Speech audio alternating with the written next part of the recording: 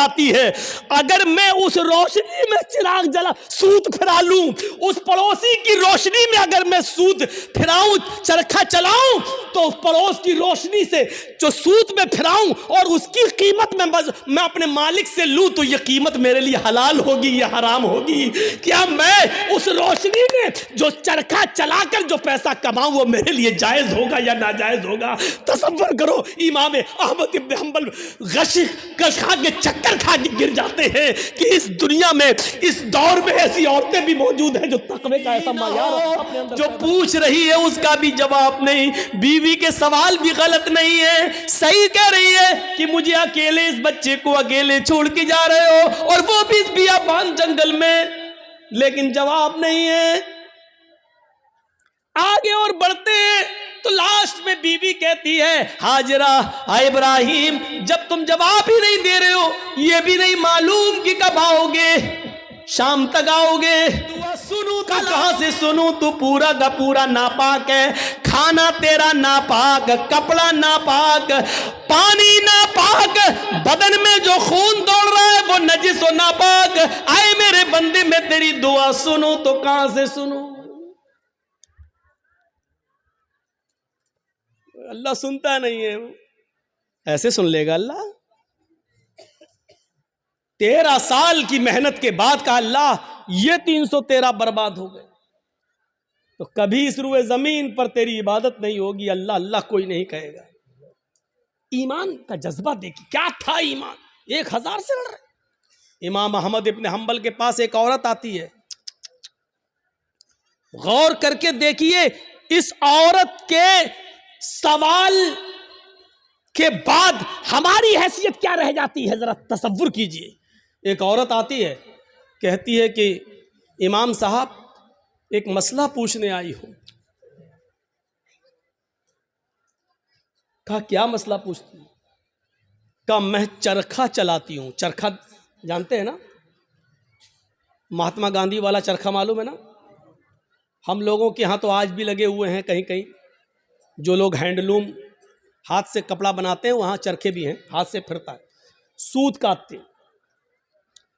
تو کیا کہتی ہے امام احمد ابن حنبل سے وہ عورت کہ امام صاحب میں چرخا چلاتی ہوں اور دوسرے لوگوں کا سوت مزدوری پر کاٹتی ہوں اور ان سے مزدوری لیتی ہوں، کبھی کبھی میں رات میں بھی چرخا چلاتی ہوں، جب میرے پاس تیل ہوتا ہے۔ اس عورت کے سوال کے بعد ہماری حیثیت کیا رہ جاتی ہے؟ سنیں ہماری ماں بہنیں، عورتیں ایسی بھی گزری ہیں، صرف لائٹ مارنے والی عورتیں ہر وقت نہیں ہوتی ہیں۔ سنیں امام صاحب میں کبھی کبھی رات میں بھی چرخا چلاتی ہوں، جب میرے پاس چراغ جلانے کے لیے تیل ہوتا ہے تو میں چراغ جلا کر اس کی روشنی میں چرخا چلاتی ہوں، سوت کاٹتی ہوں۔ امام احمد ابن حنبل فرماتے ہیں اللہ تمہاری روزی میں برکت دے، رزق میں برکت دے۔ کہا امام صاحب کبھی کبھی چراغ میں تیل نہیں ہوتا ہمارے پاس، لیکن ہمارے پڑوس میں کھلا ہوا آنگن ہے، ہمارے پڑوسی کا کھلا ہوا آنگن ہے، کبھی کبھی اس آنگن میں روز چراغ جلتا ہے، وہ میرے پڑوسی کا چراغ ہے لیکن وہ اپنے گھر میں اپنے آنگن میں چلاتا ہے، اور اس آنگن میں اس چراغ کی روشنی کبھی کبھی میرے گھر پہ آتی ہے، اگر میں اس روشنی میں چراغ جلا سوت پھرا لوں، اس پڑوسی کی روشنی میں اگر میں سوت پھراؤں، چرخا چلاؤں، تو اس پڑوس کی روشنی سے جو سوت میں پھراؤں اور اس کی قیمت میں اپنے مالک سے لوں، تو یہ قیمت میرے لیے حلال ہوگی یا حرام ہوگی؟ کیا میں اس روشنی میں جو چرخا چلا کر جو پیسہ کماؤں وہ میرے لیے جائز ہوگا یا ناجائز ہوگا؟ تصور کرو امام احمد ابن حنبل غش کھا کے چکر کھا کے گر جاتے ہیں کہ اس دنیا میں اس دور میں ایسی عورتیں بھی موجود ہیں جو تقوی کا ایسا معیار اپنے اندر پیدا کی ہوئی ہیں، ایسا معیار اپنے اندر پیدا کی ہوئی ہیں۔ اس تقوی کی روشنی میں ذرا تصور کرو ہم کہاں ہیں، ہماری روزی کیا ہے، ہمارا مال کیا ہے، ہماری انکم کیا ہے، ہماری انکم آ کہاں سے رہی ہے۔ اس عورت کے سوال کے بعد ہم تصور کریں کہ ہم کہاں کھڑے ہیں۔ پھر کہتے ہیں کہ یہ ہمیں پریشان کر رہا، وہ ہمیں پریشان کر رہا، فلاں کا عذاب، کچھ نہیں، ہمارے اعمال ہمیں پریشان کر رہے ہیں، ہمارے کرتوت ہمیں پریشان کر رہے ہیں، ہماری بدعملی ہمیں پریشان کر رہی ہے۔ احمد ابن حنبل رحمۃ اللہ علیہ نے کوئی جواب نہیں، صرف اتنا کہا، اے اللہ کی بندی، اگر تمہیں لگتا ہے تم اس سے مانگنے تو نہیں گئی ہو، تم نے چوری تو نہیں کی ہے، اگر اس کے آنگن میں روشنی جل رہی ہے اور وہ تمہارے آنگن میں آ رہی ہے تو میرے حساب سے، امام احمد ابن حنبل نے کہا، اس روشنی میں، چراغ کی اس روشنی میں اگر تم سوت کاٹ لیتی ہو تو میرے حساب سے کوئی غلط تو نہیں ہے، لیکن پھر بھی اگر تم پرہیز کرو اور بچو تو یہ تمہارے لیے زیادہ بہتر ہے۔ یہ احمد ابن حنبل کا جواب تھا، جبکہ چوری نہیں تھی، وہ جلا رہا ہے، دروازہ نہیں ہے، آنگن سے آنگن ملا ہوا ہے، اور اس کے آنگن سے اس چراغ کی روشنی یہاں آ رہی ہے، تو اس میں بھائی آپ یہ لائٹ جل رہی ہے، اب ادھر روشنی جا رہی ہے تو اس آدمی کا کیا قصور ہے؟ تم اگر چاہتے ہو کہ میری روشنی میرے گھر تک رہے تو تمہیں اپنے گھر کا انتظام کرنا ہے، لیکن اگر آپ کے گھر کی روشنی اور آپ کے بلب کی روشنی میرے گھر آ رہی ہے اور آپ یہ کہیں کہ اے اپنا میری روشنی تیرے گھر کیوں آ رہی ہے، ہٹ اپنا گھر توڑ، تو آپ غلط ہے نا۔ ذرا تصور کرو، احمد ابن حنبل نے جب وہ عورت جانے لگی، وہ بوڑھی عورت، تو احمد ابن حنبل رحمہ اللہ نے لوگوں سے پوچھا کہ یہ جس باپ کی بیٹی ہے اس کا باپ کوئی معمولی شخص نہیں ہوگا، ضرور کسی اچھے اور نیک باپ کی تربیت ہوگی جس نے ایسی نیک بیٹی پیدا کی ہے۔ ذرا تصور کریے، نبی اکرم کی دعا اس لیے قبول ہوئی کیونکہ آپ سراپا رزق حلال استعمال کرتے تھے، صحابہ کی اس لیے مدد ہوئی اس جنگ بدر میں کیونکہ کسی صحابی نے مال حرام کو اپنا لقمہ نہیں بنایا۔ میرے بھائیوں، 1000 کا لشکر پھر مغلوب ہوتا ہے اور 313 صحابہ کو فتح ہوتی ہے۔ یہ 313 صحابہ جو لڑے، یہ کون سی چیز تھی؟ یہ وہی طاقت تھی، وہی اسپرٹ تھی، کون سی؟ ایمان۔ اگر ایمان نہ ہوتا تو لڑتے؟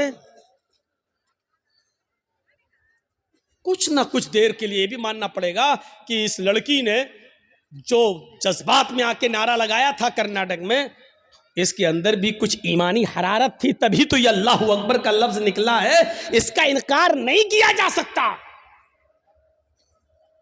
اور بعد میں پتا چلا کہ اس بچی کا باپ عالم ہے، وہ ایک مولانا کی بچی ہے، تو ظاہر بات ہے کہ تربیت تو اچھی رہی ہوگی، ورنہ آج کل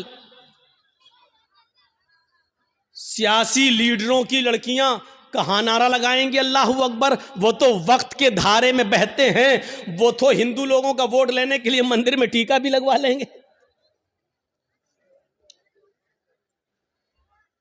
وہ تو مورتی کے سامنے بھی کھڑے ہو جائیں گے کیونکہ ہمیں ان کا ووٹ چاہیے۔ تو تربیت کا بھی فرق ہوتا ہے، ہم اپنی اولاد کو کون سی تربیت دے رہے ہیں، کیسی تربیت ہونی چاہیے، اس پر ہمیں غور کرنا چاہیے۔ جنگ خندق کے بارے میں کبھی سوچا آپ نے؟ جنگ خندق میں کتنے مسلمان تھے؟ آپ سے اگر سوال کریں تو شاید بہت کم لوگوں کو معلوم ہو، صرف 3000 صحابہ، 3000، اور ان 3000 صحابہ کا مقابلہ کتنے کافروں سے تھا، کتنے یہودیوں سے تھا؟ 10,000 کا لشکر۔ کوئی تقابل ہے؟ کوئی مقابلہ ہے؟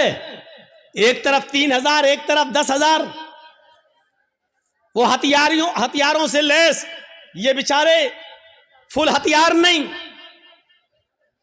ان 3000 صحابہ کو جنگ خندق پر کافروں سے لڑنے کے لیے اپنی رضامندی کا اظہار جو انہوں نے کیا، یہ 3000 صحابہ کے دل میں جو 10,000 کا خوف نہیں تھا، وہ خوف نکالنے والی طاقت کیا تھی؟ اگر آپ سے سوال کریں تو میری اتنی تقریر کے بعد جو 1 گھنٹے سے زیادہ بولتے ہوئے مجھے ہو گیا، آپ اس نتیجے پر پہنچ گئے ہوں گے کہ 3000 صحابہ جو 10,000 کے مقابلے میں کھڑے ہوئے ہیں اور لڑ رہے ہیں، یہ صرف ایمان کی طاقت تھی. وہ 10,000 سے نہیں ڈر رہے ہیں، وہ صرف ایمان کی طاقت ہے. ان کے دلوں میں اگر ڈر ہے تو صرف ایک اللہ کا ڈر ہے. وہ کسی کا خوف ان کے دلوں میں موجود نہیں ہے، اور جیتے. ان کو فتح ہوئی، ان کو کامیابی ملی. ہم یہ ساری چیزیں بھول جاتے ہیں، ہمیں اس بات کا احساس نہیں ہوتا ہے. بھیا جلدی نکل جاؤ، بتاؤ یہ کہاں جا رہا ہوگا؟ اس کی تو شادی بھی نہیں ہوئی ہے، کہاں بھاگ رہا ہے؟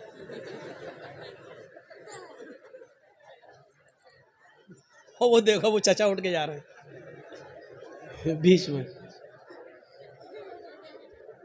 بیچ میں جب کوئی اٹھتا ہے تو مجھے پتہ نہیں کیوں اتنا ڈر لگتا ہے.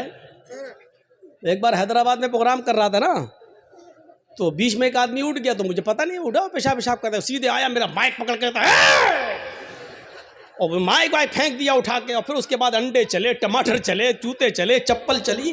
تو اس دن سے ایک دہشت تو ہوتی ہے نا، پھر بیچ میں اٹھ رہا کہ پھر کوئی کھڑا نہ ہو جائے.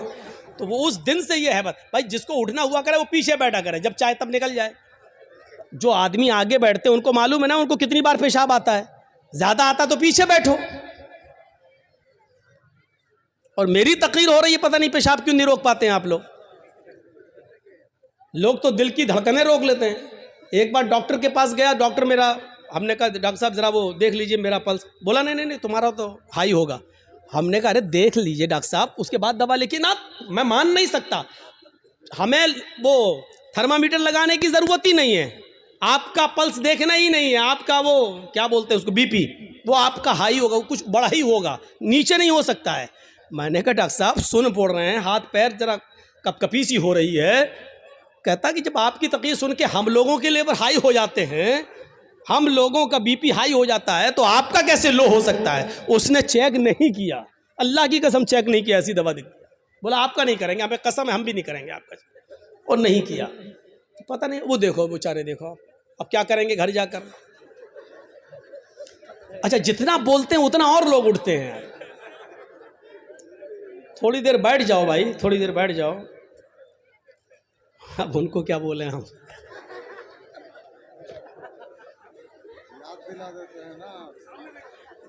وہ چچا جا رہے ہیں بیچارے، اب تو چچی کے لائق بھی نہیں، پھر بھی جا رہے ہیں. کیا کریں گے جا کے. اچھا چلیے، اب آپ لوگ جاگ گئے ہیں، تھوڑی بہت نیند آ رہی ہوگی، اس کا غلبہ ختم ہو گیا ہے. سنیے تو اب آپ اندازہ لگائیے، وہ خندق 10,000 کا مقابلہ 3,000 اور جیتے. کیا چیز تھی؟ وہی اللہ کا خوف، وہی اللہ کا ڈر. جیسے ایک پولیس والے میں یہ طاقت ہوتی کہ وہ اکیلا نہیں، سرکار کی طاقت ہے اس کے پاس، ایسی جو پکا سچا مومن ہے وہ ڈرتا نہیں ہے. اللہ کی طاقت ہے اس کے پاس، ایمان ہے اس کے پاس، ایمان کی طاقت ہے اس کے پاس، اس کو خوف نہیں ہوتا ہے، وہ لڑتا ہے، آمادہ ہو جاتا ہے. یہ واقعہ سنایا ہے، لیکن پھر بھی آپ کو سنا دیتا ہوں. سمیہ رضی اللہ تعالیٰ عنہ کا کیا میٹر تھا؟ ابو جہل کے سامنے کھڑی ہے،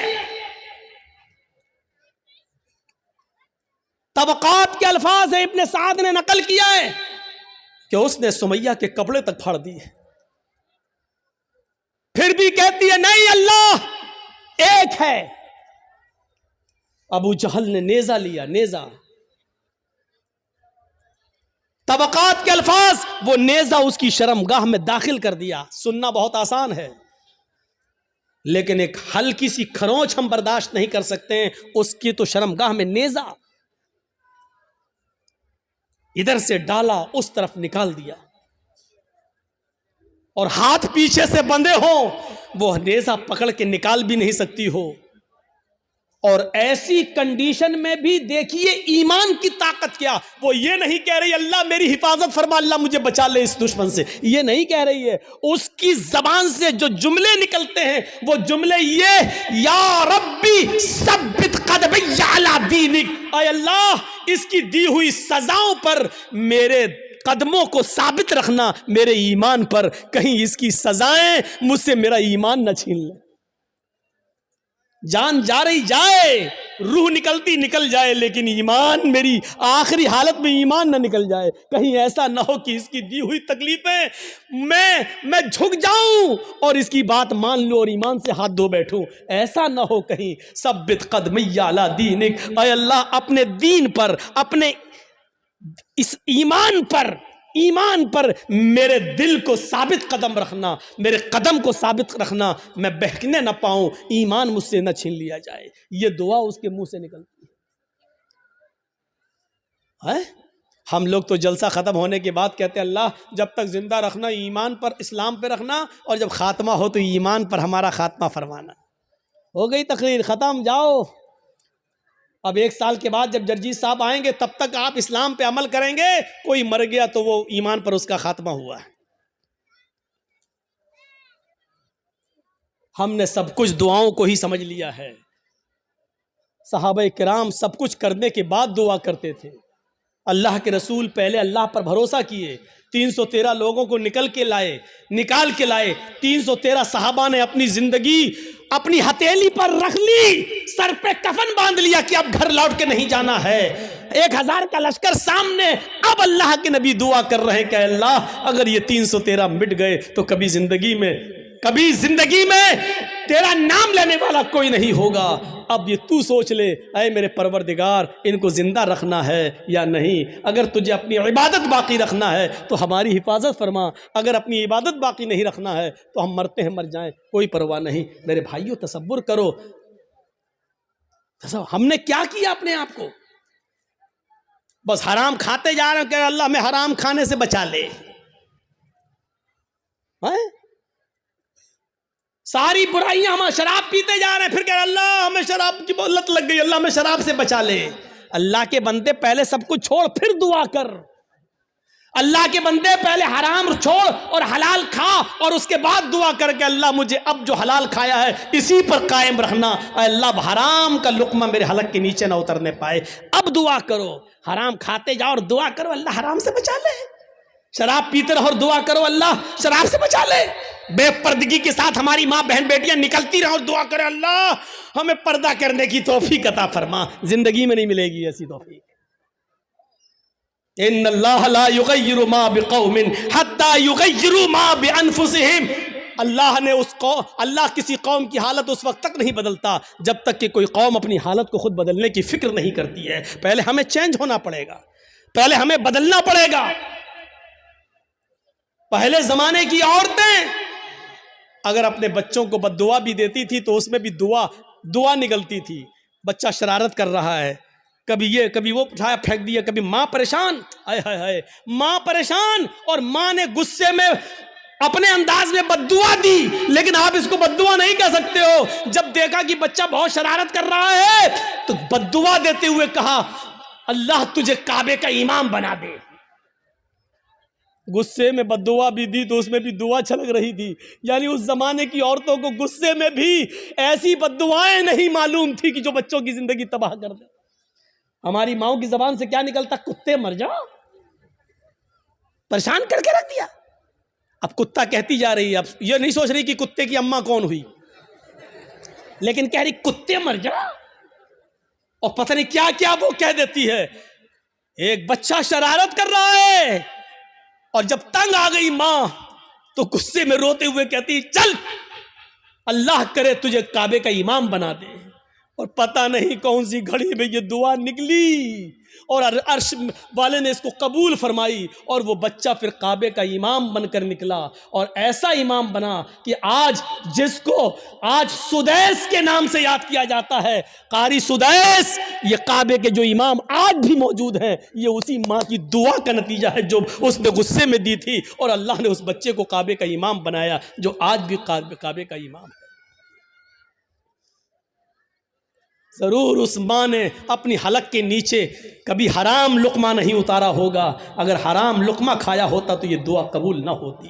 ضرور اس ماں کی رگوں میں حلال خون دوڑ رہا تھا، اور حلال خون دوڑنے کی دعا کا نتیجہ تھا کہ وہ بچہ کعبے کا امام بنا۔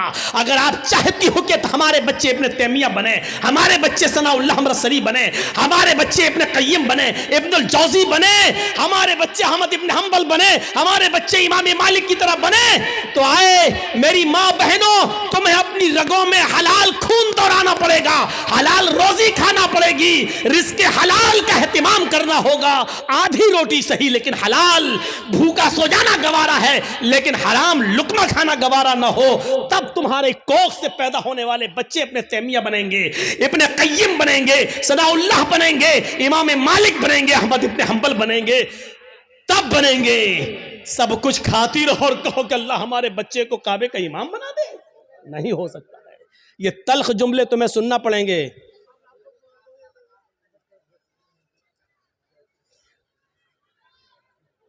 سننا پڑیں گے تلخ جملے۔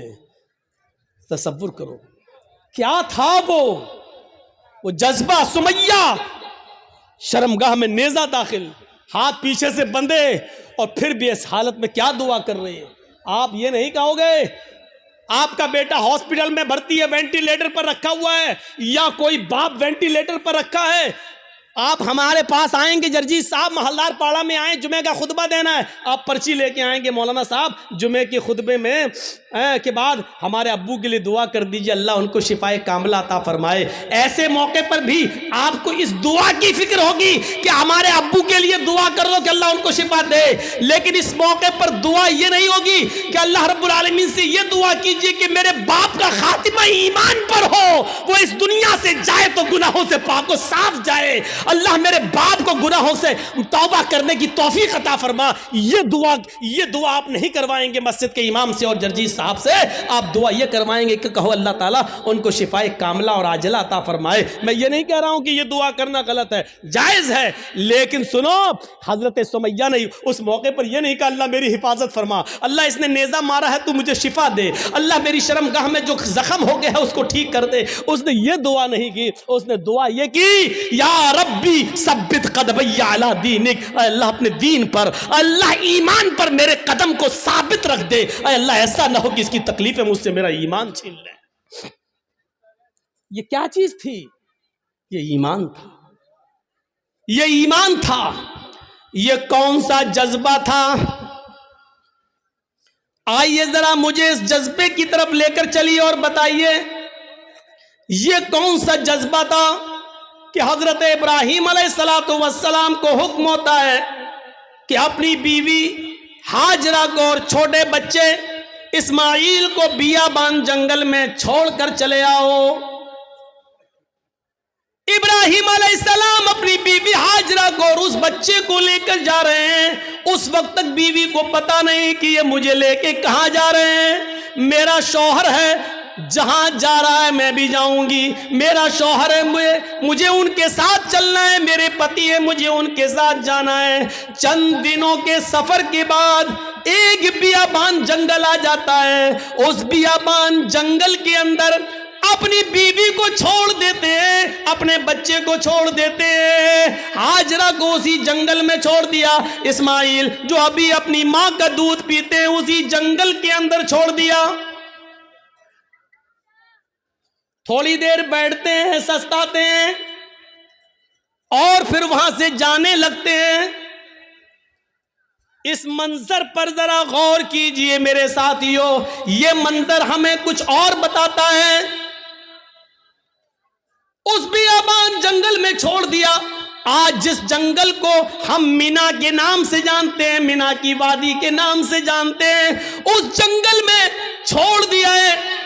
آپ کو پہلے اس کی ایک کنڈیشن بتا دیں، آپ یہاں سے کلیچک تک جائیں گے، جگہ جگہ پر آپ کو بجلی کے پول ملیں گے، جگہ جگہ پر آپ کو بجلی کے کھمبے ملیں گے، آپ روشنی پائیں گے اور سیدھے کلیچک پہنچ جائیں گے۔ لیکن اس زمانے میں بجلی کے کھمبے نہیں لگے ہیں،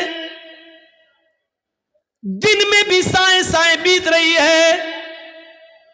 ابراہیم علیہ السلام نے، ہاجرہ نے اس جنگل میں دائیں بائیں دیکھا، بڑے بڑے درخت تو لگے ہیں لیکن درختوں پر ایک چڑیا بھی نظر نہیں آ رہی ہے۔ چڑیا کیسے نظر آئے گی؟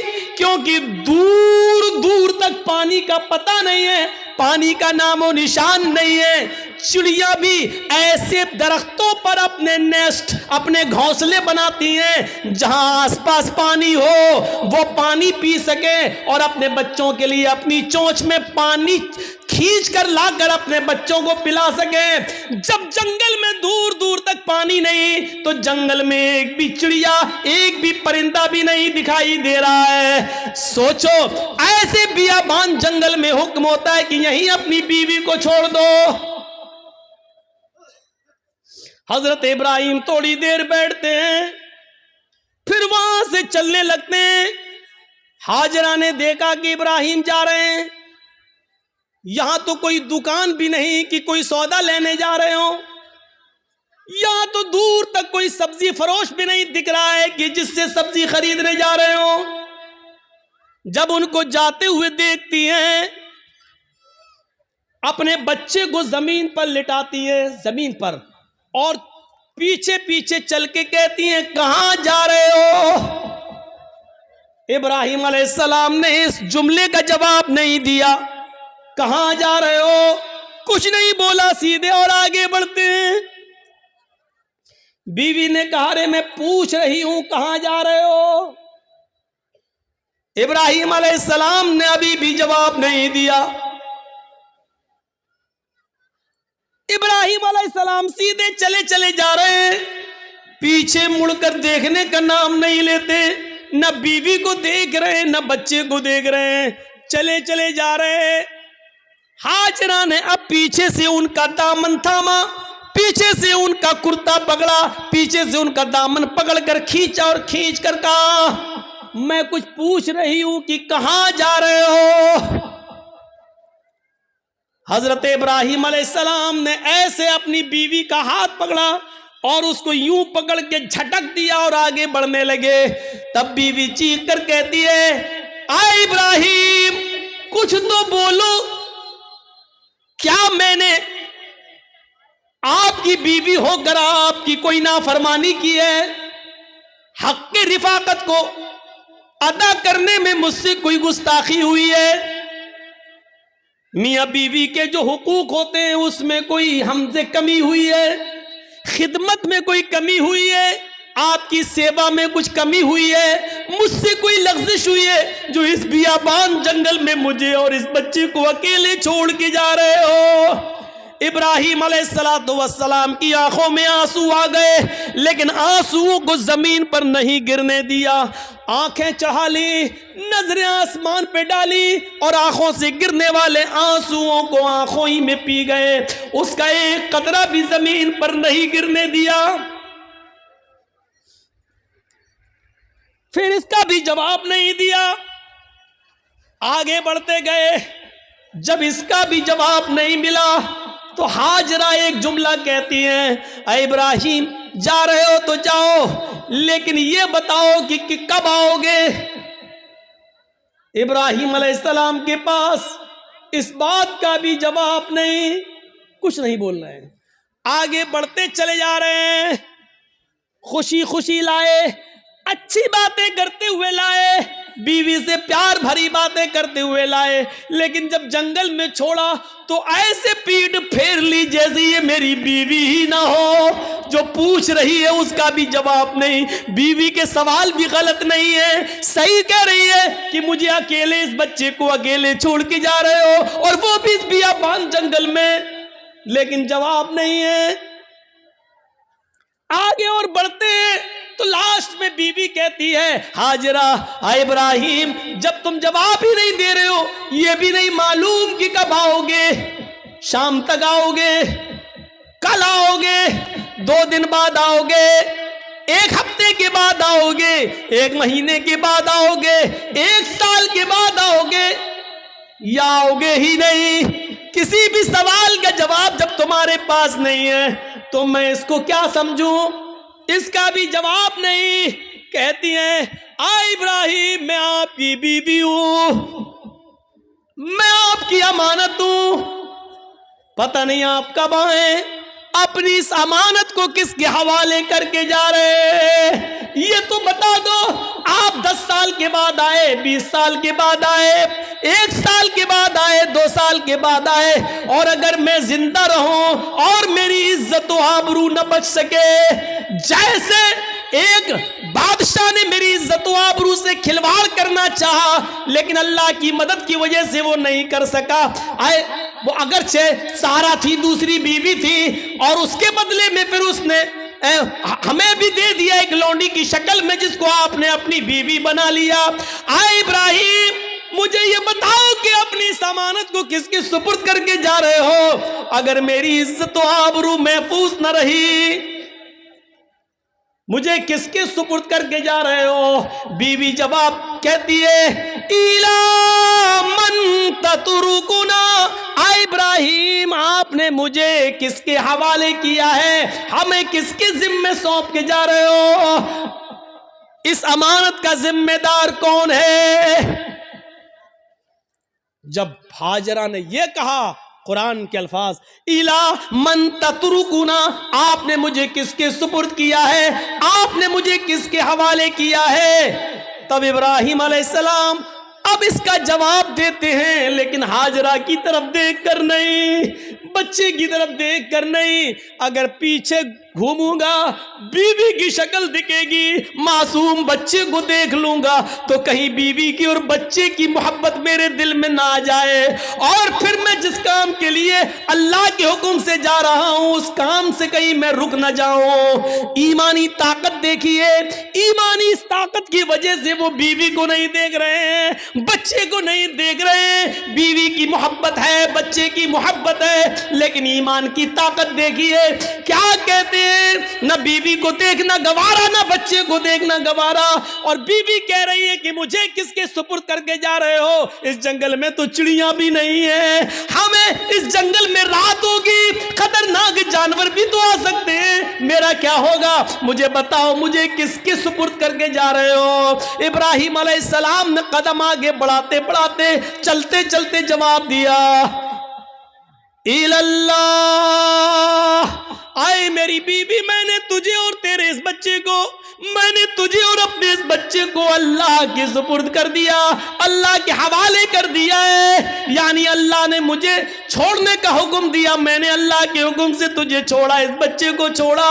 میں کہاں جا رہا ہوں مجھے پتا نہیں، اللہ جہاں لے جائے گا میں جاؤں گا، جو حکم دے گا میں کروں گا، کب آؤں گا اس کا بھی کوئی پتا نہیں، جب تک اس کی اجازت حکم نہ ہوگا میں نہیں آؤں گا۔ آئے میری بیوی، میں نے تجھے اور اس بچے کو اللہ کے سپرد کر دیا ہے، اللہ کے حوالے کر دیا ہے۔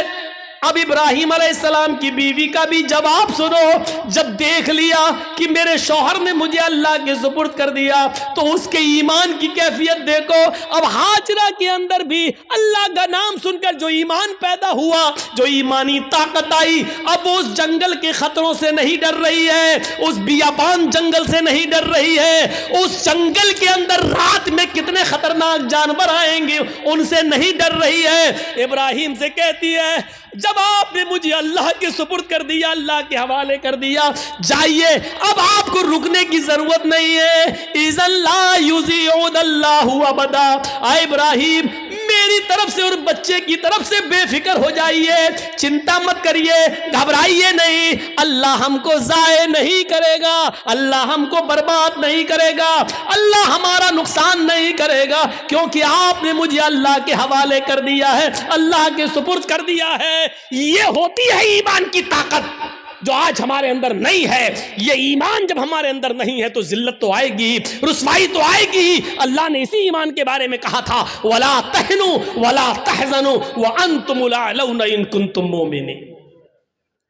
ہم عزت دیں گے، بلندی دیں گے، لیکن ایمان پہلے پیدا کرو اپنے اندر، مومن بن کر دکھاؤ۔ ہاجرہ نے مومنہ بن کر دکھایا، ابراہیم نے مومن بن کر دکھایا، تو اللہ کی مدد بھی آئی اور بلندی بھی ملی۔ اب دیکھو اللہ کی مدد کیسے آتی ہے، جب ایمان ان کے اندر پیدا ہو گیا۔ ابراہیم نے اپنے ایمان کا حق ادا کیا، ہاجرہ نے بھی ایمان کا حق ادا کیا۔ ابھی تک پیچھے دوڑ رہی تھی کہ بتاؤ میرا کیا ہوگا، لاسٹ میں کہتی ہے کہ مجھے کس کے سپرد کر کے جا رہے ہو؟ جواب ملا اللہ کے، پھر ہٹ جاتی اور کہتی اب جاؤ ہمارے اور بچے کی طرف سے بے فکر ہو جانا، اللہ نے جو حکم دیا اس کو کریے، اللہ ہمیں ضائع نہیں کرے گا، اللہ ہمیں برباد نہیں کرے گا۔ وہ اس بیابان جنگل میں رک جاتی ہے، اسی جنگل میں رہنے لگتی ہے۔ غور کرو کہ اس جنگل میں 2 یا 3 دن کے لیے ہی پانی تھا، 2 یا 3 دن کے لیے ستو تھا، اس کے علاوہ ہاجرہ کے پاس کچھ نہیں تھا۔ ستو ختم ہو جاتے ہیں، پانی ختم ہو جاتا ہے، کوئی قافلہ بھی وہاں سے گزرتا نہیں ہے۔ کیوں کوئی قافلہ گزرے گا؟ کوئی بستی بھی آباد نہیں ہے، دور دور تک پانی کا پتہ نہیں ہے۔ میں ماں ہوں، 2-4 دن بھوکی پیاسی رہ سکتی ہوں، لیکن یہ معصوم بچہ ہے جو میرا دودھ پیتا ہے، جب مجھے کچھ ملے گا نہیں تو دودھ بنے گا کیسے؟ میں کھاؤں گی تو دودھ بنے گا، جب دودھ بنے گا تو بچہ پیے گا۔ میں پیاسی ہوں، 2-4 دن رہ سکتی ہوں، لیکن بچے کو پیاسا کیسے رکھا جا سکے؟ غور کرو، تمام شک و شبہات اس عورت کے دل میں ہے، لیکن اللہ پر بھروسہ ہے، ایمان ہے اللہ کی ذات پر۔ اپنے بچے کو لٹاتی ہے، کہتی ہے چلو کوشش کر کے دیکھتی ہوں پانی مل جائے۔ دائیں دیکھا بائیں دیکھا، اس کو کچھ نظر نہیں آ رہا تھا۔ سامنے ایک پہاڑی نظر آئی، اس پہاڑی کی اوپر چڑھ جاتی ہے، اپنے بچے کو زمین پر چھوڑتی ہے، اس پہاڑی کے قریب جاتی ہے۔ اس پہاڑی کا نام ہے صفا۔ اس پہاڑی پہ چڑھ کر، اونچائی پہ چڑھ کر نیچے کی طرف دیکھتی ہے۔ ہم تو مسجد کی چھتوں پہ چڑھ کے چاند کو اوپر کی طرف دیکھتے ہیں، عید کا بقرعید کا چاند۔ وہ اونچائی پہ چڑھ کر نیچے کی طرف دیکھتی ہے، شاید اس پہاڑی کے نیچے کوئی بستی رہتی ہو، کوئی گاؤں ہو، کوئی اللہ کے بندے رہتے ہو، اور میں ان سے تھوڑا سا پانی مانگ لوں بچے کو پلانے کے لیے۔ وہ جس امید کے ساتھ گئی، اس کی امید پوری نہیں ہوئی۔ پہاڑی پہ چڑھ کے نیچے دیکھتی ہے، لیکن وہاں کوئی بستی نہیں ہے، کوئی آبادی نہیں ہے، کوئی گاؤں نہیں ہے۔ اس نے اس پہاڑی پہ چڑھ کے پھر گھوم کر دوسری طرف دیکھتی ہے کہ ادھر بھی ایک پہاڑی نظر آ رہی ہے، چلے اس پہاڑی کے اوپر چڑھ کے دیکھیں، شاید ادھر پانی ملتا ہو، یا اس پہاڑی کے نیچے کوئی بستی آباد ہو۔ وہ وہاں سے چلتی ہے، کچھ دیر رک کے چلتی ہے، سلو چلتی ہے، اور بچے کی پیاس جب اس کے دماغ میں آتی ہے تو تھوڑا سا تیز دوڑتی ہے، پھر تھوڑا سا سلو ہوتی ہے۔ وہ 2-3 بار تیز دوڑتی ہے، 2-3 بار سلو دوڑتی ہے۔ صفا سے مروہ جاتی ہے، لیکن مروہ جانے کے بعد بھی اس کو کوئی بستی نظر نہیں آتی۔ اب اس کو معلوم ہے نہ صفا کے نیچے کوئی بستی ہے، نہ مروہ پہاڑی کے نیچے کوئی بستی ہے، لیکن بچے کی پیاس جب دیکھتی ہے تو بار بار جاتی ہے، شاید کوئی آنے والا آدمی مل جائے، کوئی قافلہ مل جائے، میں کسی سے پانی کی چند گھونٹ مانگ کر بچے کو پلا دوں۔ بچہ انگوٹھا اپنے منہ میں رکھ کے چوس رہا ہے۔ حدیث کی کتابیں کہتی ہیں صفا اور مروہ کے دوڑ دوڑ کر ہاجرہ نے 7 چکر لگا لیے۔ صفا سے مروہ 1، مروہ سے صفا 2، صفا سے مروہ 3، مروہ سے صفا 4، صفا سے مروہ 5، مروہ سے صفا 6، اور پھر صفا سے مروہ 7۔ پھر مروہ سے صفا پر نہیں آئی، 7 چکر لگا کر ना उम्मीद हो गई कि अब पानी नहीं मिलेगा, तो अपने बच्चे के पास आकर बैठ गई, नजरें आसमान पे डाली। इलाहुल आलमीन, तुझे मालूम है, तू सब कुछ जानता है, तेरी जात से कोई चीज छिपी हुई नहीं है। 3 दिन पहले जब मेरा हस्बैंड, मेरा शौहर जा रहा था, मैंने उससे पूछा मुझे और इस बच्चे को किसके हवाले करके जा रहे हो? उसने कहा इल्लल्लाह, अल्लाह के हवाले। इलाहुल आलमीन, मेरा पति मुझे तेरे सुपुर्द करके गया है, इस बच्चे को तेरे सुपुर्द करके गया है। मैंने भी यकीन दिलाया अल्लाह मुझे ज़ाय नहीं होने देगा। इलाहुल आलमीन, मैंने आज तक अपने पति की अमानत में खयानत नहीं की है। मेरे पति का ये बेटा, मेरा ये बच्चा आगे चलकर दीन की खिदमत करेगा, मैंने दीन के लिए वक्फ कर दिया है। आय अल्लाह, मेरे इस बच्चे के लिए ग़िज़ा का इंतजाम फरमा दे, पानी का इंतजाम फरमा दे। दिल से जो आह निकलती है वो असर रखती है, पर नहीं ताकत परवाज मगर रखती है। ऊपर से अल्लाह रब्बुल आलमीन ने जिब्रील को हुक्म दिया, आए जिब्रील क्या देख रहे हो? मेरी बंदी मुझे पुकार रही है और मेरा बंदा इब्राहिम इन दोनों को, इस्माइल और हाजरा को मेरे सुपुर्द करके गया है। अगर मेरे सुपुर्द करने के बाद भी ये दोनों भूखे और प्यासे मर गए तो फिर दुनिया से विश्वास उठ जाएगा, फिर ईमान किसके अंदर पैदा होगा?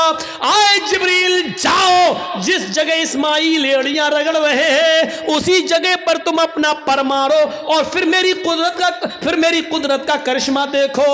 जिब्राइल आए और उसी जगह पर मारा और पानी का चश्मा उसी जगह फूट गया। इब्राहिम, इस हाजरा ने देखा कि पानी का चश्मा निकल गया तो वो रोकने लगी, पानी है वो बह रहा है, वो रोक रही हैं, इधर ना चला जाए उधर ना चला जाए। वो समझ रही थी शायद अभी ये थोड़ी देर के लिए बंद हो जाएगा, तो समेट रही हैं और जज्बात में कह रही, पानी तो बहता जा रहा है, वो ऐसे लेती चुल्लू, ऐसे रोक रही हैं और कहती जम जम, अबरानी जबान का लफ्ज जम जम। अरे कहां जा रहा, रुक रुक रुक, जम जम, जम जम का मतलब रुक रुक, ठहर जा।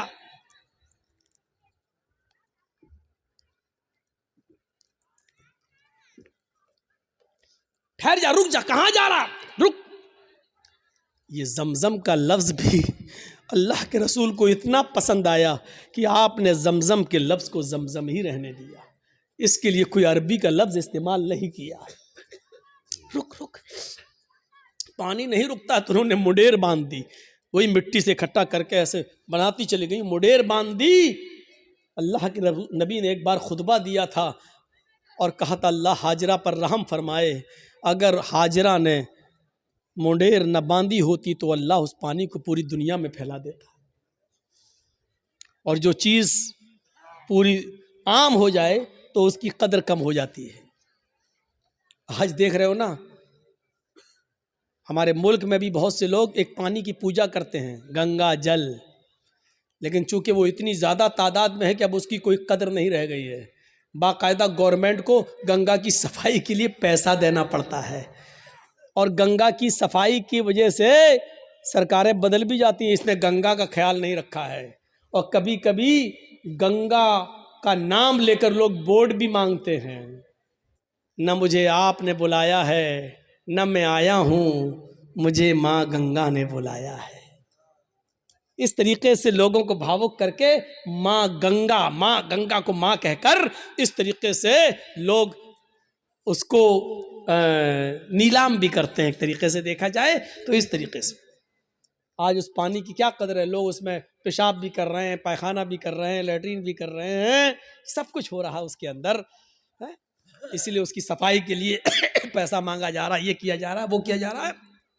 लेकिन जमजम को देख लो, आज कितनी कदर की नज़रों से देखा जाता है। आज भी सऊदीया में होने के बावजूद भी आप देख लीजिए उस पानी की कैसी कदर है, उस पानी की इज्जत कैसी है। और उस पानी की खुसूसियत ये है कि जो लोग 5 साल पहले हज करके आए हैं और जमजम लेके आए होंगे, आज भी उनके घर में जमजम अगर 5 साल पुराना भी रखा होगा तो उसमें न तो कीड़े पड़े होंगे न जरासीम पड़े होंगे।